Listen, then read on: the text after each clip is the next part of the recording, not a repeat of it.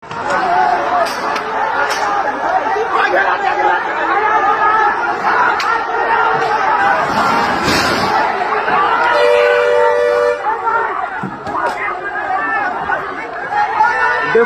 কৃতি সন্তানরা এখন ধরাই দিচ্ছে। গত রাত 9টার দিকে সিটি ইউনিভার্সিটির এক শিক্ষার্থী মোটরসাইকেল থেকে থুতু ফেললে সেই থুতু গিয়ে লাগে ডেফোডিল ইন্টারন্যাশনাল ইউনিভার্সিটির এক শিক্ষার্থীর গায়ে, এবং এই থুতু ফেলাকে কেন্দ্র করে সেখানে বাকবিতণ্ডার সৃষ্টি হয়।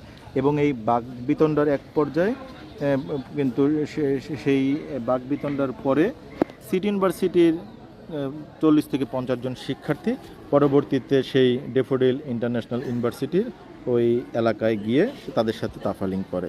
এবং এই তাফালিং করার পর ডেফোডিল ইউনিভার্সিটির শিক্ষার্থীরা আবার সিটি ইউনিভার্সিটিতে এসে এই শিক্ষার্থীদেরকে অবরোধ করে এখানে তারা ভাঙচুর চালায়। এবং শুধু ভাঙচুরই চালায় না, দেখতে পাচ্ছেন যে একের পর এক গাড়িতে কিন্তু তারা অগ্নিসংযোগ করে, এবং এই অগ্নিসংযোগকৃত গাড়ির সংখ্যা 4টি। এছাড়াও কিন্তু আরও 5টি গাড়িতে কিন্তু তারা ব্যাপক ভাঙচুর চালায়। শুধু এই গাড়ি ভাঙচুর আর অগ্নিসংযোগই নয়, সিটি ইউনিভার্সিটির যে প্রশাসনিক ভবনটি রয়েছে সেই প্রশাসনিক ভবনে নিচতলা থেকে 3 তলা পর্যন্ত যত ধরনের আসবাবপত্র আছে, সেটি টয়লেটের কমোড থেকে বেসিন এবং কম্পিউটার থেকে লাইট, ফ্যান, সব এসি সব কিছুকে কিন্তু ভেঙে তছনছ করে দেওয়া হয়। এবং এই যে এখন যে গাড়িগুলো দেখাচ্ছি, দেখতে পাচ্ছেন যে গাড়িগুলো পুরে কিন্তু একদম কঙ্কালে পরিণত হয়েছে।